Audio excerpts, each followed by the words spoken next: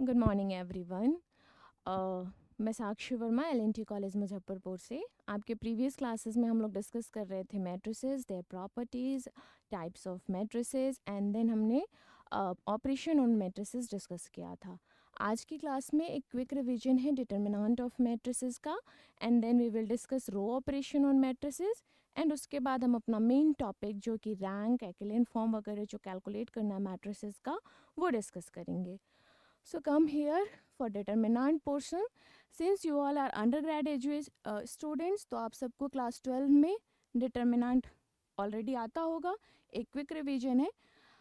First of all, determinant of a matrix is a number. कभी ये ना हो जाए कि डिटर्मिनेंट अगर मैट्रिक्स का कैलकुलेट कर रहे हैं तो उसका आउटपुट क्या आएगा, मैट्रिक्स तो नहीं आएगा, एक नंबर आएगा। सो डिटर्मिनेंट हो गया। Second thing we have to think about determinant, that we can calculate the determinant of a square matrix only. अगर आपके पास रेक्टेंगुलर मैट्रिसेस है, it means row and column अगर डिफरेंट है तो उसका हम डिटर्मिनेंट नहीं कैलकुलेट कर सकते हैं। डिटर्मिनेंट जब भी कैलकुलेट करेंगे तो matrix has to be a square matrix. For example, यहाँ पर अगर एक 2x2 की मैट्रिक्स हम कंसिडर करते हैं, ए बी सी डी कोई भी नंबर हो सकता है यहाँ पर, तो डिटर्मिनेंट क्या होगा इस मैट्रिक्स का? We will multiply this with this is A D and then subtract this multiplied with this. इसको क्रॉस मल्टीप्लीकेशन भी आप बोल सकते हो। So determinant of a 2x2 matrix कैसे कैलकुलेट करोगे? A into D minus B into C, ये हो गया आपके एक 2x2 मैट्रिक्स का determinant.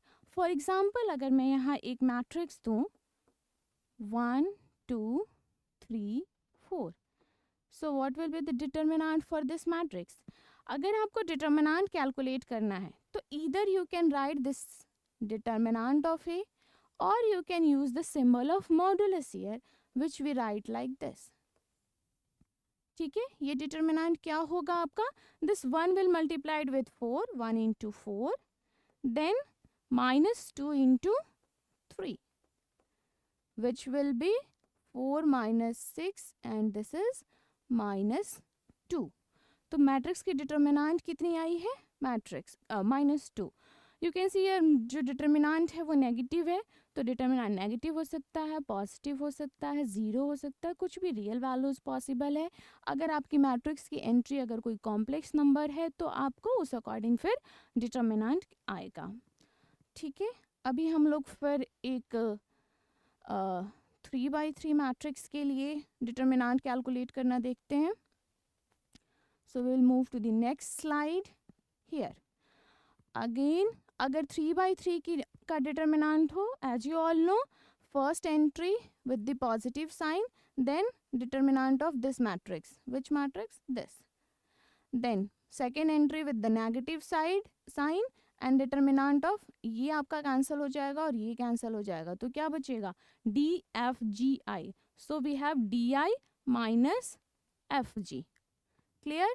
Then for the third entry, this is your third element, so ये एंड ये कैंसिल होगा, तो आपका डिटर्मिनेंट किसका बचेगा? D E G and H. So इसका determinant D H minus E G. I hope ये सब आपको आता होगा। ये क्विक रिवीजन था आपके डिटर्मिनेंट पोर्शन का। मूव करते हैं हम प्रॉपर्टीज़ ऑफ डिटर्मिनेंट पे। ये सारे प्रॉपर्टीज़ इसलिए आपको रिकॉल करवा रही हूँ बिकॉज जो रो ऑपरेशंस वगैरह हम यूज़ करने वाले हैं अपने, sorry for this, there are some overlapping on text, I hope you can manage. जो प्रॉपर्टीज़, ये प्रॉपर्टीज़ हम यूज़ करने वाले हैं अपने रो ट्रांसफॉर्मेशन जो यूज करके हम रो एक्लेन फॉर्म मैट्रिक्स का कैलकुलेट करेंगे, उसमें ये प्रॉपर्टीज़ आपके हेल्पफुल होंगे। सो फर्स्ट प्रॉपर्टी क्या है आपकी? जो determinant a matrix is invertible if and only if the determinant is zero. Means अगर आप किसी मैट्रिक्स का इन्वर्स कैलकुलेट करना चाह रहे हैं तो पहले तो उसका डिटर्मिनेंट निकालिए, अगर वो नॉन जीरो आता है देन ओनली आप उसका इन्वर्स कैलकुलेट कर पाएंगे, अदरवाइज नहीं।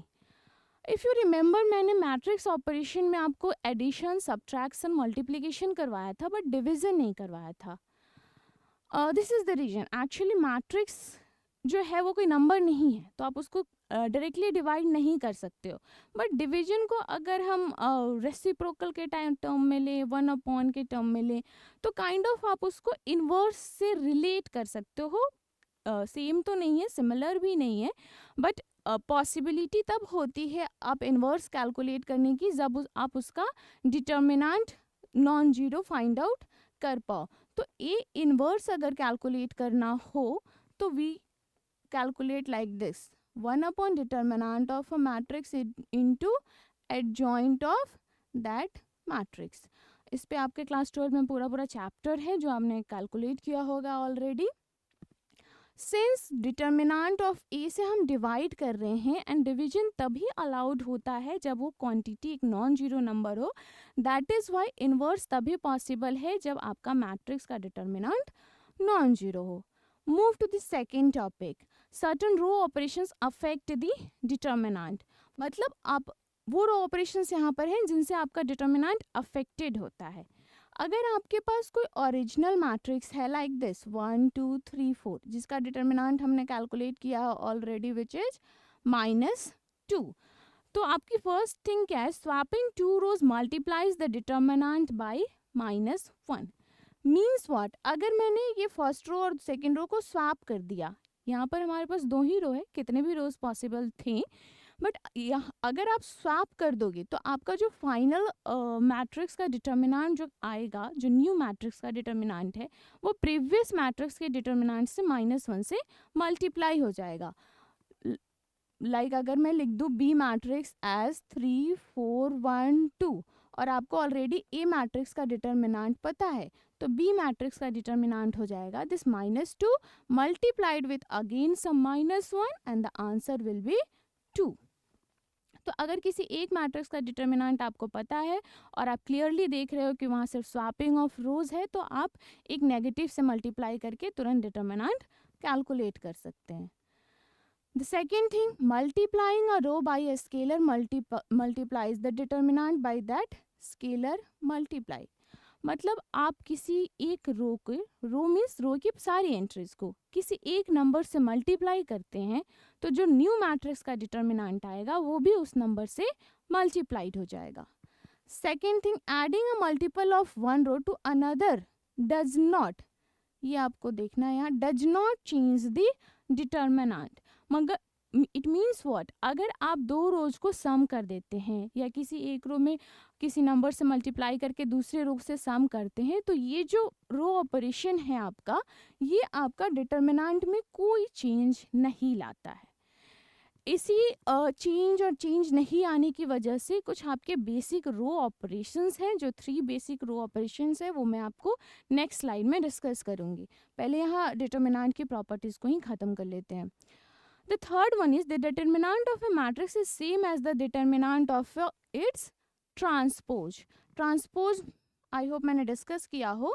यहाँ पर अगर ए मैट्रिक्स का डिटर्मिनेंट कैलकुलेट करना है आपको, तो क्या होगा, इसकी फर्स्ट रो जो है वो फर्स्ट कॉलम हो जाएगी। So here we will have 1 2 and second row जो है वो सेकेंड कॉलम हो जाएगी, तो वो हो गया आपका 3 4। ये आपकी न्यू मैट्रिक्स बन गई ए ट्रांसपोज। इस ए ट्रांसपोज मैट्रिक्स का डिटर्मिनेंट वही होगा जो आपके ओरिजिनल मैट्रिक्स ए का डिटर्मिनेंट था। ये आपका थर्ड पॉइंट डिस्कस हो गया। Then move to the fourth one, the determinant of the product of 2 matrices is the product of their determinants. मतलब 2 मैट्रिक्स को आप पहले प्रोडक्ट करके तब डिटर्मिनेंट निकालिए। दिस इज सेम एज दोनों मैट्रिक्स का इंडिविजुअल डिटर्मिनेंट कैलकुलेट करके तब आप प्रोडक्ट निकालिए।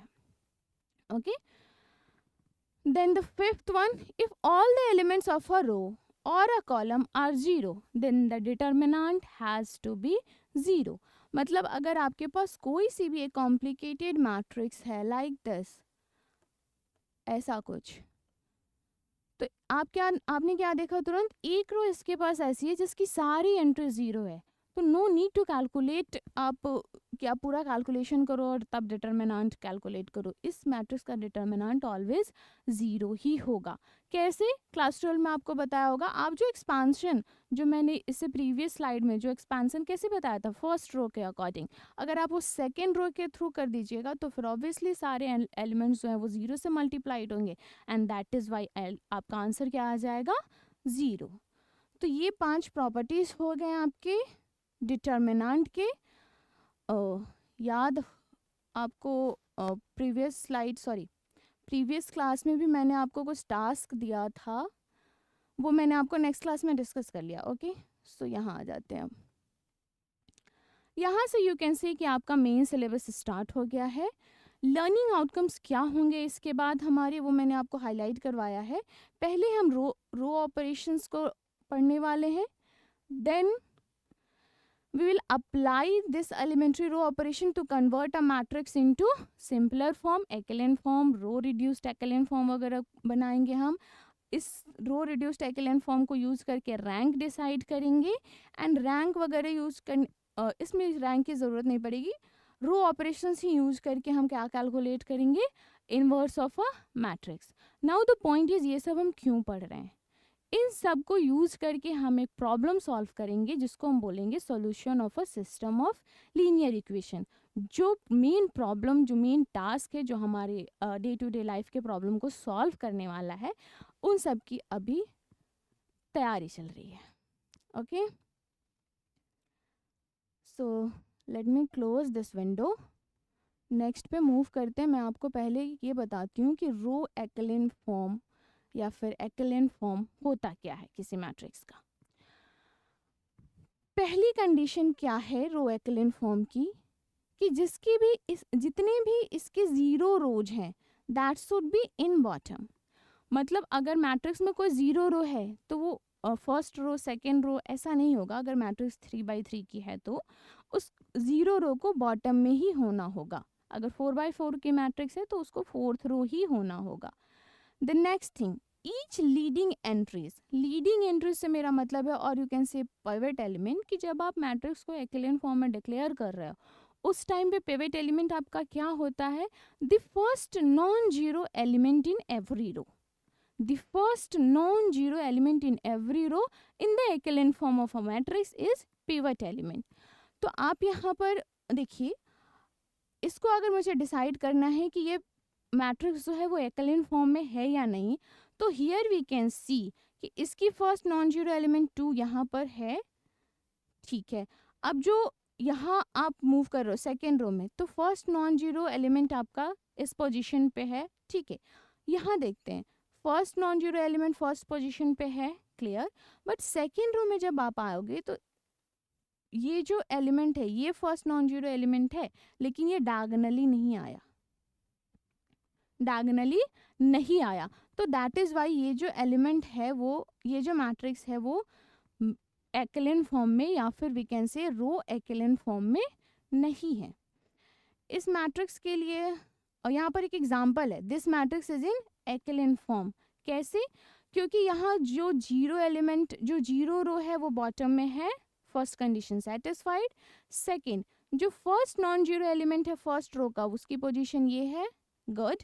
सेकंड नॉन जीरो एलिमेंट जो है वो सेकंड रो का, वो ये है, sorry first non zero element in second row वो ये है, तो आपका डायगोनली ये आ गया है। थर्ड के लिए हम डिस्कस नहीं करेंगे क्योंकि ऑलरेडी वो रो जो है वो 0 रो बन चुका है। एक मैट्रिक्स का एग्जांपल लेंगे एंड देन हम डिस्कस करेंगे कि कोई मैट्रिक्स जो है उसको हम echelon फॉर्म में कन्वर्ट कैसे करते हैं। तो echelon फॉर्म में कन्वर्ट करने के लिए जो टूल्स हैं हमारे पास, वही है हमारे एलिमेंट्री ट्रांसफॉर्मेशंस या एलिमेंट्री रो ऑपरेशंस। ये जो 3 रो ऑपरेशंस है ये पूरी क्लास में यूज होंगे। आपके फर्दर 4-5 वीडियोस तो ऐसे होंगे जिनमें ये रो ऑपरेशंस आपके यूज होंगे, और इन्हीं को यूज करके हम मैट्रिक्स का echelon फॉर्म बनाएंगे। First one, interchanging any 2 rose of the matrix. मतलब क्या अलाउड है? तो आप मैट्रिक्स के किसी भी 2 रो को इंटरचेंज कर सकते हैं, स्वैप कर सकते हैं, ये आपका अलाउड है। लाइक ये अगर मैट्रिक्स है 2 2 3 0 1 0 0 0 0, अगर मैं इसका first row and second row को इंटरचेंज कर दूं तो क्या हो जाएगा, सेकेंड रो जो है वो फर्स्ट पोजीशन पे चला गया, फर्स्ट रो जो है वो सेकेंड पे आ गया, थर्ड वाला एज इट इज रह गया। जब भी आप किसी दो रो को इंटरचेंज करेंगे तो उसके अलावा जितने भी रोज होंगे वो मैट्रिक्स में, वो एज इट इज आप उसके पोजीशन पे ही लिखोगे। The next thing, multiplication of any row of matrix by a non zero number की, नॉन जीरो नंबर से मल्टीप्लाई करेंगे बिकॉज जीरो से तो मल्टीप्लाई करते ही पूरा का पूरा रो हमारा जीरो हो जाएगा और हमारा डिटरमिनेंट भी अफेक्टेड होगा। तो आप अगर किसी मैट्रिक्स का एक्लेन फॉर्म बनाने वाले हैं तो हमारे पास सेकंड टूल क्या है कि हम उस मैट्रिक्स के किसी भी रो को एक नॉन जीरो नंबर से मल्टीप्लाई कर सकते हैं। थर्ड टूल क्या होगा हमारे पास, किसी भी रो को किसी नंबर से मल्टीप्लाई करके देन उसको दूसरे रो में हम ऐड भी कर सकते हैं। तो ये तीन हमारे पास टूल्स होंगे जिनको यूज करके हम मैट्रिक्स का एक्लेन फॉर्म कैलकुलेट करने वाले हैं। तो आज की क्लास में मैं आपको एक मैट्रिक्स का एक्लेन फॉर्म कैलकुलेट करके बताती हूँ एंड देन बाकी हम बाद में डिस्कस करेंगे। Oh, this is for row reduced echelon form. Move to this slide only. इसी में डिस्कशन करते हैं। यहाँ पर you can see the matrix is already in echelon form. आपका बस है आफ्टर अप्लाइंग R1 में आपको क्या चेंज लाना है, R1 + 2 R2 in the above example. This is your above example. इसमें आपको क्या चेंज लेकर आना है, R1 + 2 R2, मतलब सेकेंड रो को पहले आप मल्टीप्लाई कीजिए 2 से, sorry this is considering this matrix, no this matrix, this is the original matrix. Second row को you have to multiplied with 2 and then उसको फर्स्ट रो में ऐड करना है। तो सेकेंड रो में अगर मैं यहाँ 2 से मल्टीप्लाई करूँगी तो 0 ही रह जाएगा, 2 + 0 2, तो ये आ गया 2। देन सेकेंड रो को 1 को 2 से मल्टीप्लाई किया, 2 + 2 4, यहाँ 4 आ गया। देन यहाँ 0 है तो कोई चेंज नहीं आएगा, 3 आएगा। चेंज कहाँ पर आना है, सिर्फ R1 में, वो हमने लिख दिया 2 4 3। तो बाकी के दो रोज एज इट इज आपको यहाँ पर मिल जाएगा। ठीक है, आई होप एक्लेन फॉर्म आपको समझ में आ गया हो कि क्या होता है। मैं आपको बताऊंगी कि एक्लेन फॉर्म कैलकुलेट कैसे करते हैं। Move to this, let me make a more clear board for you. I think I'm done with this. Okay, so let us take a example of a matrix. I am writing a matrix A as 1 2 3 4 0 2 1 1 3। Random matrix मैंने consider किया है, कोई भी entry लेके आप practice कर सकते हो। हमारा टास्क है कि इस मैट्रिक्स को कन्वर्ट करना है इसके एक्लेन फॉर्म में। ओके, तो एक्लेन फॉर्म में जब आप कन्वर्ट करते हो तो फर्स्ट रो को चेक करो, क्या ये 0 रो है, नहीं है, तो हम अपना कैलकुलेशन यहाँ से स्टार्ट कर सकते हैं। अगर ये 0 रो होता तो हमारा फर्स्ट टास्क होता कि इसको उठा करके हम बॉटम में ले आते, मतलब क्या करते हैं, R1 और R3 को स्वैप करते हैं। अभी हमारे लिए एक स्टेप कम है बिकॉज हमारे पास ऑलरेडी फर्स्ट रो जो है वो एक नॉन जीरो रो है। हमारा टास्क क्या है एक्लेन फॉर्म में कन्वर्ट करने के लिए, कि इस एंट्री को 0 बनाना है, इस एंट्री को 0 बनाना है एंड देन हम सेकेंड कॉलम पे मूव करेंगे। ठीक है, अब इसको 0 बनाना है तो 0 कैसे, हम इस 4 के प्लेस पे 0 कैसे लिख सकते हैं, उसके लिए आपको कौन से टूल्स यूज़ करने हैं, वही 3 टूल्स जो मैंने प्रीवियस स्लाइड में आपको पीपीटी में दिखाया था। ईदर यू कैन स्वैप 2 रोज, और आप क्या कर सकते हैं, किसी एलिमेंट से मल्टीप्लाई कर सकते हैं, और क्या कर सकते हैं, 2 रो को ऐड सब्ट्रैक्ट कर सकते हैं। तो मैं यहाँ सेकेंड रो में चेंज लाना चाहती हूँ, that is why I will right R2 here. क्या चेंज लेकर आऊँ, तो अगर मैं ये ऑपरेशन यूज़ करूँ R2 - 4 टाइम्स R1, इस एंट्री को टेक केयर करते हुए आपको बाकी कैलकुलेशन के लिए सोचना है। ये एंट्री 4 है, यहाँ पर आपका 1 है, तो अगर आप फर्स्ट एलिमेंट में 4 से मल्टीप्लाई कर देते हो एंड देन इस वाले से सब्ट्रैक्ट करते हो तो ये एंट्री आपकी क्या हो जाएगी, 0 हो जाएगी। तो उसी के अकॉर्डिंग मैं कैलकुलेशन करती हूँ। फर्स्ट रो में कोई चेंज नहीं है, so I will write 1 2 3। Second row पे आते हैं, 4 minus 4 0। I will do some rough task here. Next इस एंट्री के लिए R2 माइनस 4 इंटू R1। मैं R1 इसलिए बोल रही हूँ क्योंकि आपको एंट्रीज कहाँ से लेना है, इस वाले एंट्री को अगर आपको इस एंट्री के करस्पॉन्डिंग एंट्री अगर कैलकुलेट करना है तो R2 के प्लेस पे I will write 0, then minus 4 R1 के प्लेस पे corresponding element which is 2। So ये क्या हो गया, -8। I will write -8 here. I hope काफ़ी क्लियर होगा आपके लिए। नेक्स्ट इस एंट्री के लिए 2 minus 4 into 3 which is 2 minus 12 means -10। So I will write -10 here. यहाँ का एंट्री हमने 0 बना दिया। नेक्स्ट टास्क क्या है हमारा, to make this entry as 0। We can see this is 1, this is 1। तो टास्क थोड़ा सिंपलर है। If I will use this row operation R3 as R3 minus R1 means third row से first रो को subtract कर दीजिए, काम बन जाएगा। सो 1 minus 1 will be 0, 1 minus 2 will be -1, 3 minus 3 will be 0. So here we can see ये दो entry आपके क्या हो गए, 0. Let me erase this portion.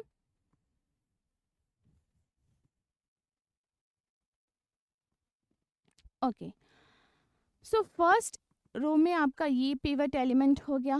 Second row में पिवट एलिमेंट के लिए आपको कंडीशन क्या है, एक्लिन फॉर्म में बनाने के लिए आप मैट्रिक्स को पहले ये फर्स्ट एलिमेंट जो होगा लेफ्ट साइड से कंसिडर करेंगे, फर्स्ट नॉन जीरो एलिमेंट देखेंगे एंड उसके नीचे के सारे एलिमेंट्स को 0 होना चाहिए।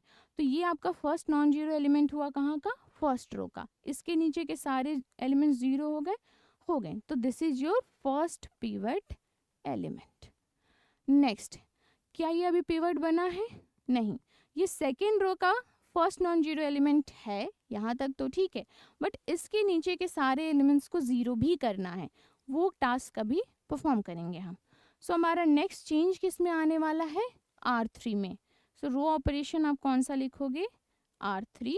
चेंज क्या आएगा आपका, यू कैन सी ये 1 है, ये 8 है। अगर मैं इसको 8 से मल्टीप्लाई कर दूं एंड देन सब्ट्रैक्ट कर दूं तो फिर हो जाएगा वो। सो आपका R3 में चेंज है 8 times R3 minus R2। First row as it is, second row as it is, because इसमें हम कोई भी ऑपरेशन नहीं परफॉर्म कर रहे हैं। थर्ड रो के लिए आपको यहाँ पर 0 है एंड यहाँ भी 0 है, तो 0 माइनस 0 हमेशा 0 ही होगा। यहाँ 8 से आपने मल्टीप्लाई किया, सो ये हो गया -8, फिर माइनस ऑफ -8, सो 0। यहाँ 0 है ऑलरेडी, सो 0 माइनस ऑफ -10, तो ये हो गया आपका +10। अब चेक करते हैं कि ये जो मैट्रिक्स है आपका वो एक्लिन फॉर्म में आ गया या नहीं। फर्स्ट रो के लिए first non zero element this, इसके नीचे सारे एलिमेंट्स 0 हैं, good. So this is your first pivot entry. Move to the second row. Second row में फर्स्ट आपका non zero element this diagonal position पे है, ये भी ठीक है, और इसके नीचे का एलिमेंट इस कॉलम में इसके नीचे का एलिमेंट जो है वो 0 है। So this is the second pivot element. Move to the third row. Third row में फर्स्ट नॉन जीरो एलिमेंट ये है, यहाँ से डायगोनली आया है आपका, और इसके नीचे तो कुछ है नहीं, तो हमें कुछ 0 क्रिएट करने की ज़रूरत भी नहीं है। So this is the third pivot element इस वाले मैट्रिक्स का। तो for this matrix A, the echelon form of this matrix is here. 2 step में आपका एक्लिन फॉर्म आ गया है। आई होप काफ़ी क्लियर होगा ये। मैं अपने नेक्स्ट वीडियोस में, नेक्स्ट लेक्चर में आपको 2-3 मैट्रिसेस का एग्जांपल लूँगी and then we will try to find out the echelon form of those matrices. थोड़ी प्रैक्टिस करेंगे तो ज़्यादा क्लियर हो जाएगा। That is all for this video. Thank you so much students.